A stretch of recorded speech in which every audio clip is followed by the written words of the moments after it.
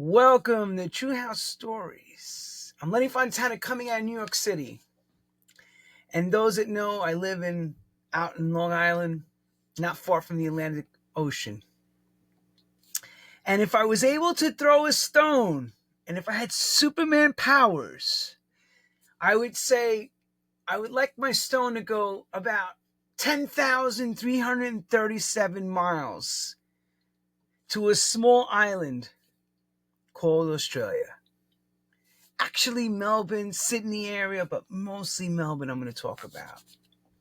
And we're going to focus our lenses on this man that's a very important part to what came after in the Australian scene. They say the mother invention is due to necessity. So this man felt necessary to start DJing as a kid, working his way up with decades behind him now, but at the time he was really young in the 80s and pushing and wanting to see it happen. He wanted this dance music thing to bust out. And no matter whatever it took, he was there. He was doing it. You know, that's what you call someone that has that inner fire, right? And this man's name is Mark James, who went on not only to become a successful DJ, produce records, he went on to create a massive festival, which later on, I guess he was in it, created it, and then pulled back a bit, but I'm going to let him tell you all about that. Okay? So, here we go. To Australia, but rightfully saying it, he's right now, I caught him in South Africa, thank God for this, for him to get on here. And here he is, my man, Mr. Mark James. Yes. Oh, Lenny, that was an introduction to die for. That was fantastic. Hello from South Africa. Yes, an Aussie in South Africa. Yes, now, yeah. Congratulations on breaking the Beatport chart. You could tell them what you did and why you're there. Why you're in SA. I'm actually in South Africa recording my first solo album. So, recording with a good friend of mine's studio in it's on the Western Cape of South Africa. Good friend of mine, Mick Evans, who I've known for 30 years. He goes back to the old DMC days and doing the DMC remixes and all that. So he has an amazing studio here in South Africa. It's the best studio. And we're the first time recording in it. He's only just built it. So we've got the big wonderful. SL. It's fantastic. I'm loving it. And also congratulations, because you were screaming this whole past week about Beatport. Oh, it was, yeah. Me and Pee Wee Ferris is my partner in our record label. We did the best of DJ mix compilation a while back and just released it. So everyone who's buying the compilation, I didn't even realise that the single tracks on the compilation will start charting again. So we've got 4 number ones on Beatport all at the same time: funky house, trance, indie dance pop. So all the singles are charting again. So, God, I didn't even realise that would happen. And all of a sudden I looked at my phone and 4 number ones. Oh, geez, well, is that all? It's so ridiculous. Well, crazy. some people never ever, they put music out, but they don't understand that feeling of charting and getting into a possible top 10, if not hitting the number 1 spot. So it is quite nice. It's great. It's fantastic. It's a great feeling, but all your friends don't think so. They just go, "Oh yeah, okay." Another number 1 now. Yeah. Right. We work hard for this. But hardly work, mate. Or as they say, we hardly work, but they don't understand that behind the scenes, unless you're in this to really get it. There's a lot of blood, sweat, and tears. Oh my God! I don't even know where to begin. I can say know, right? I mean, wait for the book. You want to talk about grafting? That's the word, grafting. Like crafting. Just grafting. Yes. You feel like an apprentice forever, right? Tell me, no matter how successful you are, right? No, exactly. always learning. Like here am I, and I haven't worked on a massive SSL desk and Pro Tools for a very long time. So it's just like getting back on a horse and learning all over again. It's never ending. It's never ending, which is great. Look, if it was boring and easy to do, everyone would do it, wouldn't they? Sign me up. So, Yeah. so here we go. We're gonna get right into it because we want to hear about your life and how Oh, you came jeez. up. As I said in the monologue, you had that intense fire. So the fire starts from you're a kid, Mm. and music's an important part to everyone's life, especially in 100%. this age. So, take us into that world where you were a young kid. How does music find you, or you find the music? I think it's cliche, but it's the old. My family were always. I was always around music. Look, it was before the days of even TV and stuff. Geez, I sound old. There was no internet. There was no. The rich people had TVs. So we would go up the road and watch someone's TV or something like that. But and it was just music around the house. Like my sister would be into Motown. My brother would be into like rhythm and blues, and he was a hippie. He'd be into Steely Dan, all sorts of weird, wonderful '70s stuff, like all like everything from Jimi Hendrix to the Beatles. And I was always around that, so it was just that was my start. Basically, it was just being around music all the time with my family, which is I think that's how it starts with everyone. I would guess. I would hope. You know. Well, let me say it like this. I guess we should all say it was more than men at work for Australia because it was a big rock country. It You was guys are it was very rock country. That's just you have to explain that, that how important Mm. that is. Well, it went from it's a very rock culture because it establishes from a very surfy culture, and I think surf and open plains and country, is very rock involved. So, it's a very ACDC, like as a classic example, and Australia's a very drinking country. Pub rock was always massive. It was you'd go to the pub and you'd be dancing around to bands playing covers of ACDC or ACDC playing. So it was rock and roll was a big part in Australia. So it took a long time before disco broke in this country. Yeah. Would you say that California had a big influence on the Australian culture Oh, because 100%. Look, late the in, hippie movement? well, if you're talking like the Doobie Brothers, not the Doobie Brothers, California Dream and all that. But who was that? Like all those sort of classic, classic California Beach Boys and all that. 100% because it was, as I said, surfing was a big culture in Australia. Beaches are a big culture because we're surrounded by beaches. So that would played a very big part there. That's correct. Yeah. Because it's Fleetwood funny because we Mac and talk. Yeah, Mm, because you know how the UK and America are very linked in a lot of ways, like mm, musically, fashion. mm. There's a part of Europe and America. We're only 6, 7 hours away, but Australia from LA, San Fran is 12 to 14, and that's closer than say New York. Mm, And California had the rock going mm, on. New yeah. York had jazz and Mm, R&B influence, right? mm. Well, You know what I'm exactly, and saying? I think look, Australia was always known for catching on a bit late. It was if a trend happened in the UK or Britain or New York or LA or something like that, it would catch on about 5 years later in Australia.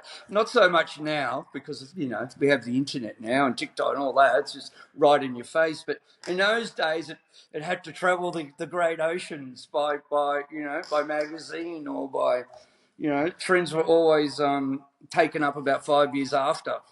So it was always a little bit behind, I guess. So is that conclusive to as well saying even when disco began there, was it more that Yeah, it blew up in the 80s or was it something happened in the late 70s like it late happened in the rest of '70s. the world? Like I remember turning 18 and be able to get into well, we didn't have discos in those days. It was pub discos. You go to the pub and your local DJ would be playing. It was everything from the bus stop to something off Saturday night. Saturday Night Fever was a big one for us. The opening of that. So it was the bus stop, and it was all the funkadelic stuff, and it was. Undisputed Truth and all that sort of vibe. So but it was very underground. It was the underground pubs. It didn't explode like America. Put it that way. But you did have some sort of explosion. I Yeah. mean, Oh yeah. it impacted at some level, right? 100%. Yeah. And by the time the 80s hit, when I started DJing in 80, 81, it was well on the way. Import records were happening, and the 12 inches, and I was playing. You're playing everything from Ring My Bell to Shalimar to you name it. It was it was exploding, but still very very rock was still very dominant. Like there was those very rare places that you could play that. There was a lot of gay clubs, and I worked in gay clubs for many years as well. So you couldn't Sure. really. You'd have to be the DJ that flipped his styles at a drop of a hat. So, or else you'd get things thrown at you. So, so 1980, 1981 Mm. sounds like 1,000 years ago. No, it's a And a lifetime long, ago. long trip away. Yeah, and a long trip away when horse and carriage and buggy was in the streets. Well, let's make it really simple. There wasn't all the distractions you have today. So back then, clubbing became the place to meet, socialize, and it was the mecca. Am I right or Hundred wrong with that? percent, 100%. It's where you went out and met your girlfriend, or you learnt to dance, and your friends all congregated, and it was where you got dressed up, basically. So it was a the Saturday night out was the big night out, and although I was thrown into the DJ deep end, I sort of That's what I wanted to I ask you. yeah, I had a clubbing experience, but it was more from a distance. It was all, as most of us did, as yourself. So we viewed it. We viewed the progression of people, growing up in the club as week in, week out, and then they disappear. The rotation, which we all Was know there a about. DJ? Was there a DJ or someone that you inspired you, amused, in the sense that you mused off? You said, "Oh my god, I want to do this," because you saw somebody. Oh, It's like 100%. I mean, I learned to mix. Well, there wasn't even any Technics 1200s in those days. You would before when I started DJing, it was I think was belt driven turntables, and you'd wind the record back and the belt would fall off, and you have to put the platter up and tie the belt back on. And then I think the 1100s were the first ones with the little digital dial on it, and I think I had one of those. It was you were graced if you went into a club that had two of those, but the club that I was always working in, one of those and a belt driven. So you learn to mix yourself. So any DJ that you came across, which is very rare in Australia. I think there was one. His name was John Hanson. He was, I always used to go out of my way, 2 hours, 3 hours to travel to see him, and just because he had to, he was the first one to get 1200s, and it was mixing, and it was just like, my God, this is just a dream come true. So there were DJs early in those days because we didn't have the facility to go and hear a Frankie Knuckles or a Larry Laverne or something like that. So it was just myth to us, or we read about it, or watch an occasional video, or or occasional. It was we did it ourselves. That's what I'm trying to say. It was we taught so ourselves. So you basically planted your own seeds, watered mm, it, and yeah, whatever happened, if it rotted or it went well, you just said we gotta learn from just doing it because learn by your mistakes and teach there's no yourself. examples to go by, right? Yeah, exactly. There was no one to teach you in those days. It was you just heard about this mixing, and when you got the turntables, you knew this was this is what you could do with them basically. So it How wasn't till like important was that, bro? How important was that when you got those 1200s? Because yeah, yeah, everybody had that same feeling. That was like a trophy. yeah. It was a And that's trophy. It was like you worked your ass off to buy your own and a mixer. So, and it was just, you'd be like, your one bedroom apartment, you'd be sitting on a milk crate as opposed to a nice lounge. Well, not, I'm exaggerating, but the equipment and the records would come first, and Yeah, it's always that's the necessity of a DJ. A true yeah, DJ will not eat to buy the music. a You hundred know, percent. That was it. It was either pay the rent or buy the records. Nah, you just sniff the records as you're opening. That's enough food for you. tell the landlord, listen, I'll next week you'll be sorted. Just Yeah, I yeah. had to go. I got a big gig coming. I got a big gig coming. I'm sure I have. Yeah, no, it So was. I wouldn't have had it any other way, to be honest.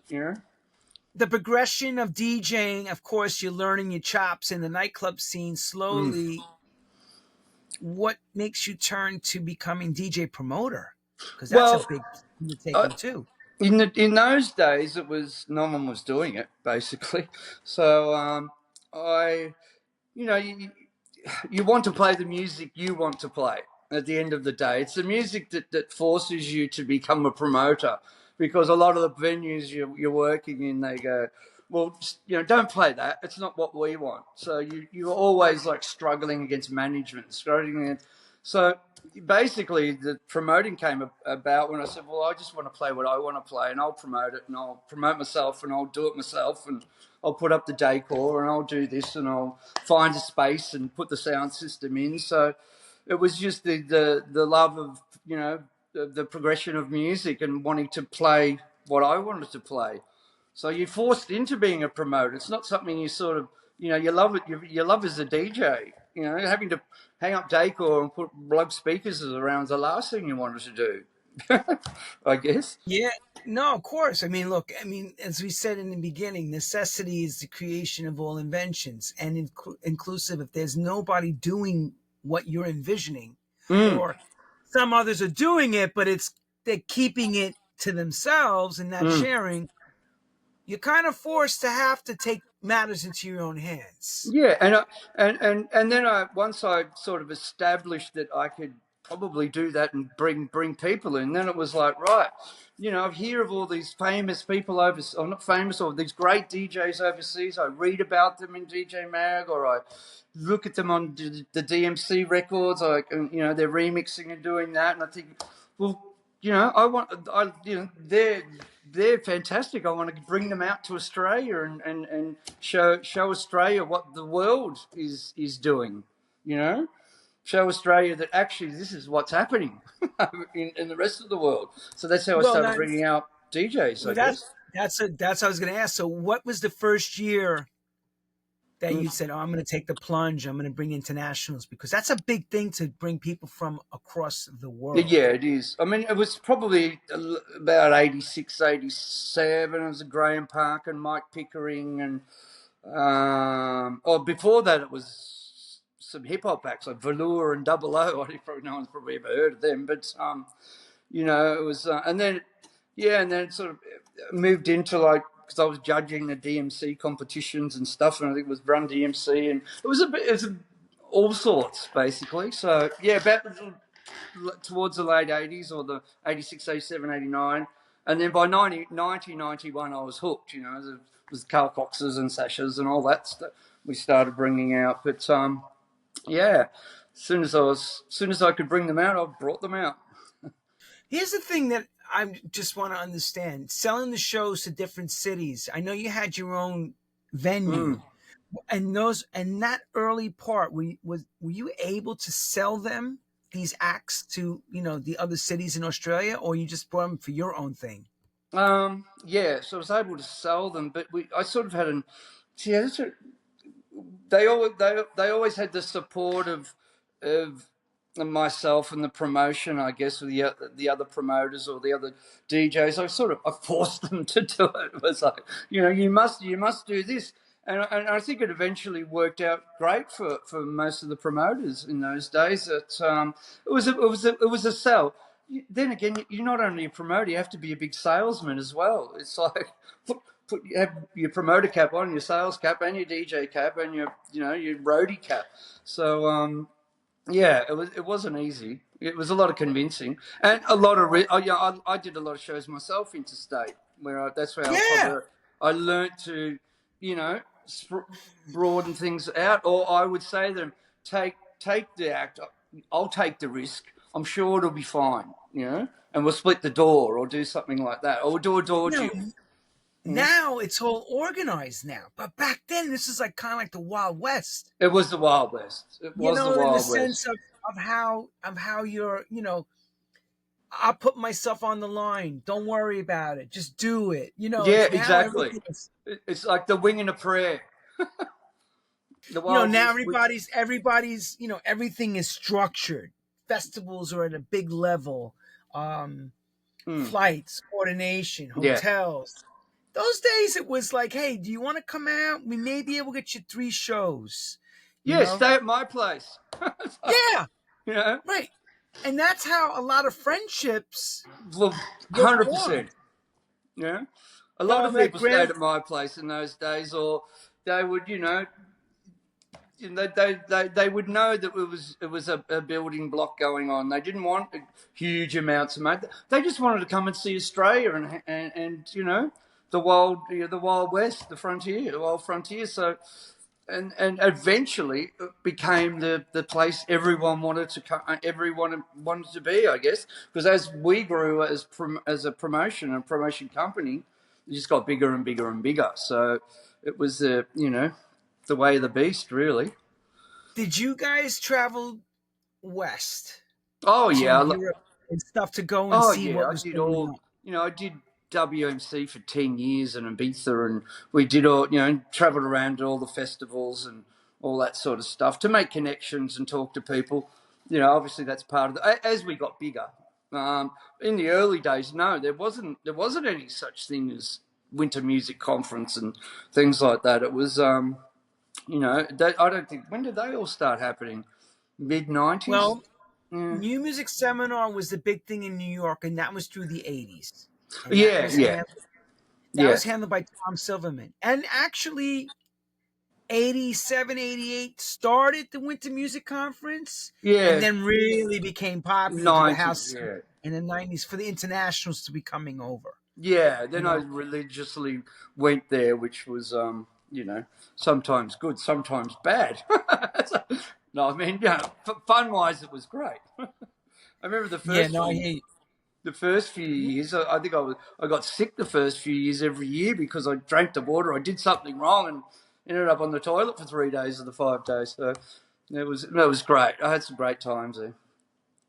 So the Montezuma's Revenge happened to you. Sorry. That's I was saying what you guys call the Montezuma's Revenge is what when you have that Hang on, stomach I think you're thing. breaking up. You can edit this, can't you? Obviously. Yeah, I said Yeah, to you the Monte. you're starting to break up really badly. Can you hear me now? I can hear you, Hello? but your Okay, screen you're frozen. hold on. We both might have to restart. I I see you fine on my end. Yeah, you're sort of glitching. Just I'm glitching, talk huh? again. Hello, are we Yeah, okay? yeah, I can hear you, but you're frozen on the screen. Oh, Oh that's better. Jesus. We're back. Okay, so I was saying was Montezuma's Revenge is that stomach thing that happens to everyone that travels across the world and has those new microbes that take over from I know. drinking and eating. Oh, it's terrible. They could be party poopers, that's for sure. Oh yeah. Oh yeah. So when did the first productions begin for you? Because again, you're doing the promoting, you're doing the festivals, but you're also making records too and Yeah, having success in that side as well. yeah. Look, at that started.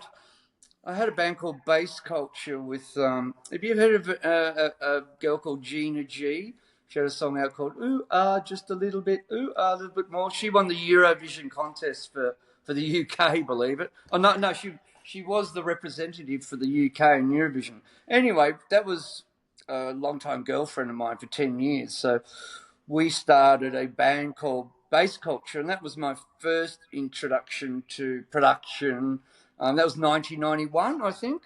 And at the same time, Carl Cox. We had Carl Cox out, and me and Carl Cox did a track called Eternal, and I had an studium called Eternal, so it was bass culture and Eternal. So it just snowballed from there, I guess. The production, did a lot of collabs with a few people, but bass culture was the first commercial thing that I did. We did all the TV shows, and we did all the, we went top 40 commercially and things like that. So it was a little sort of happy girly music, but it was housey happy girly. It was great. So, yeah, so early 90s, 91. Was there anyone in that time showing you the way, or was this like just trial and error with this Trial and music thing? error. Trial and error. It was like, E Smooth and all those sort of guys. I tried to emulate their production, and Kevin Saunderson. You would just try and you would get a record and you go, I want to make something like that. Eric Cupper and all those sort of guys were all really big in those days. Stonebridge and all that sort of vibe. So you just tried to emulate that basically. So now, between that, you're having success, like I said, with the music, and your company Future is building and Yeah, building, building. Yeah, building very, and building. very slowly, and then it just exploded. It was literally, what year was it? About 98, 97.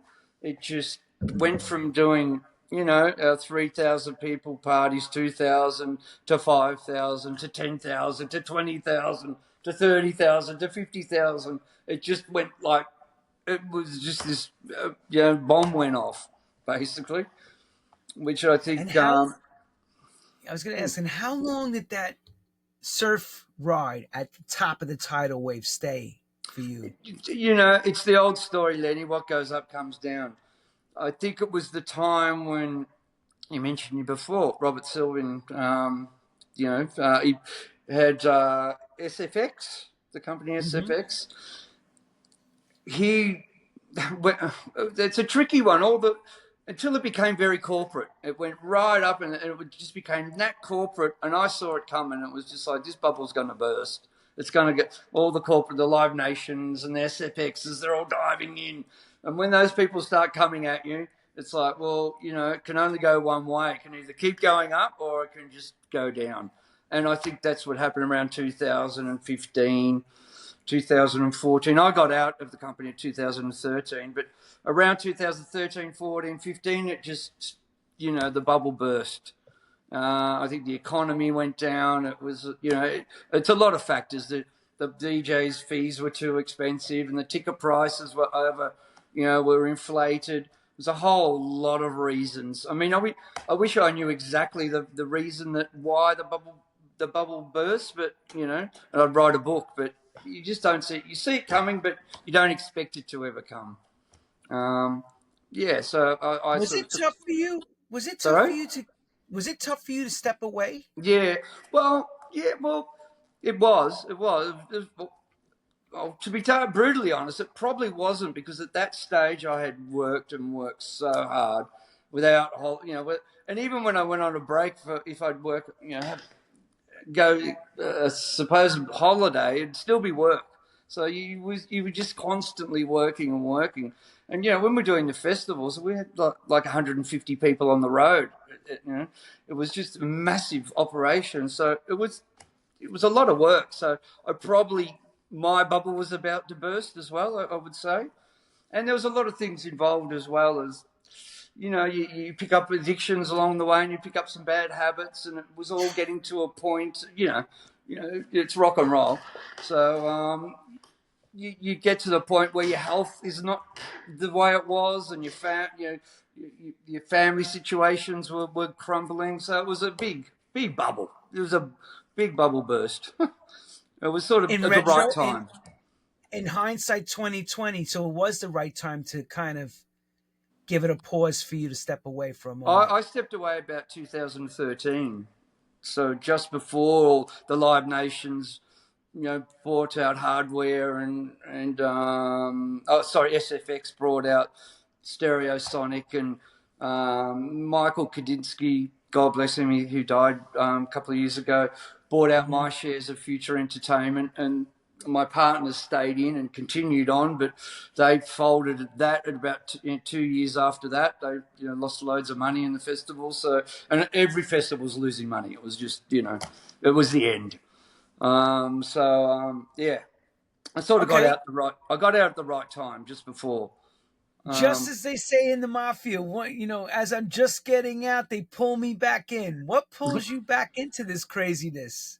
Um, I haven't been pulled back in too much. It's like I ride back and I went to Thailand for a long time and lived in Koh Samui for 5 years, and went through some personal problems with family and whatnot. Went through a divorce and stuff. Anyway, back to Australia, and slowly look. It was a bit of a downtime for me, and it was like really, you go from being involved in a massive company like that to just bang to nothing. It was sitting on an island in Koh Samui in a house on top of a hill, going, "What do I do now?" It's like your clock just stops. So it was hard coming back and getting back into it, and getting the motions again. And it's the old story, Lenny. Music saved my life. I was, I had a divorce and I lost my kids and all that sort of stuff. So came back and just sat in a room and started making music. And, here I am. It's 5 years later. 5 years later with the new record label, and possibly to start events up again next year. But music's my passion at the moment. Finishing this album and finishing what I started. Yeah, Can I ask a cheeky question? yeah, When you get bought out or taken or your shares are sold, is it enough for someone like yourself to retire completely? You don't have to yeah. tell us. Until you go through a divorce, 100%. And then you get wait, mate, hang on. And then you get hoovered. Yeah, yeah. Then you get hoovered badly, badly. That's life, So Lenny. We're great in business, but we're terrible in love. yeah, hang on. So that's the necessity again. So necessity needs an invention. I need to go back to work to make more money.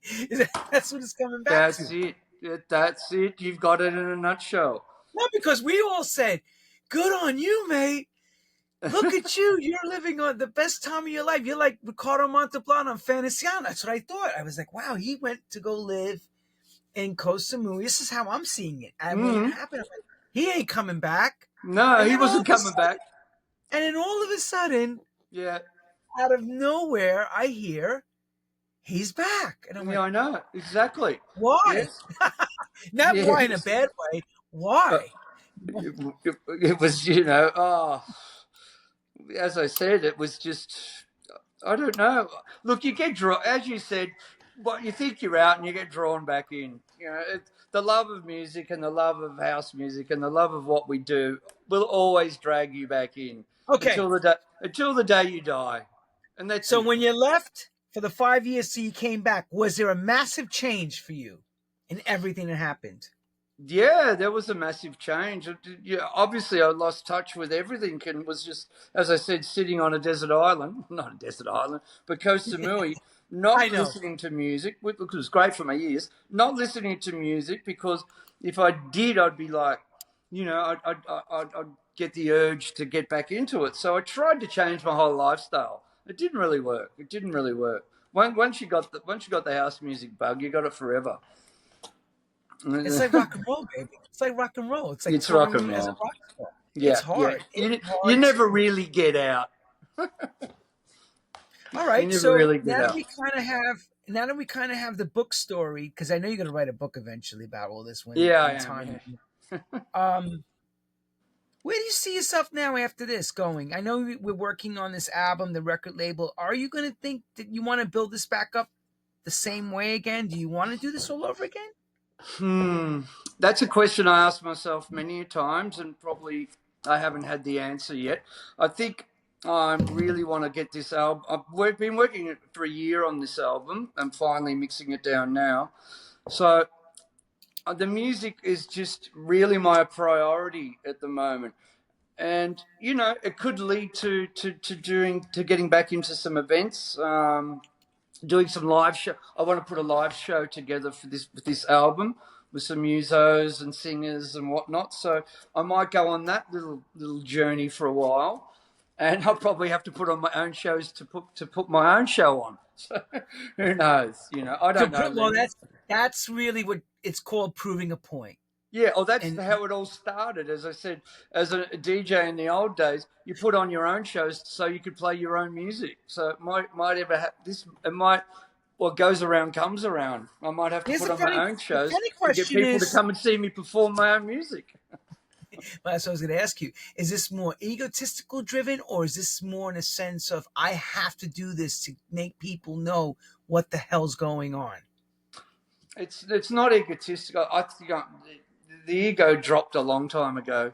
I learned a big mistake having an ego many years ago. But no, it's just the want of getting what you do and what your blood, sweat, and tears and what your passion is. You want people to hear it. That's all there is to it. You want people to hear it, and hopefully, they will. Are you disheartened by because we came up in the brick and mortar business with the actual sales of a CD, vinyl, 100%. a physical, Oh yeah. comparing to a streaming world? Are you I like know where you're disheartened going by with this. It's disgusting. It's it? we all need to Oh, strike. It's like isn't I it don't know. terrible? Isn't I've it? never come across the biggest rort in my lifetime. And there's nothing we can do about it. It's like politics, we can't do anything. We just have to sit back there and cop it. We have to sit back there and take it. So, so then, Mark, as a producer, an event coordinator, a businessman, how do you justify saying, right, I'm going to invest money Mm. into something with musicians and all that stuff? And Yeah, you're in a studio right now behind an SSL console, and I know you. 100%. Yeah, it all costs money. How do you justify that end result of knowing that Yes. maybe nothing's coming back because you're taking good money for bad? How do you do that?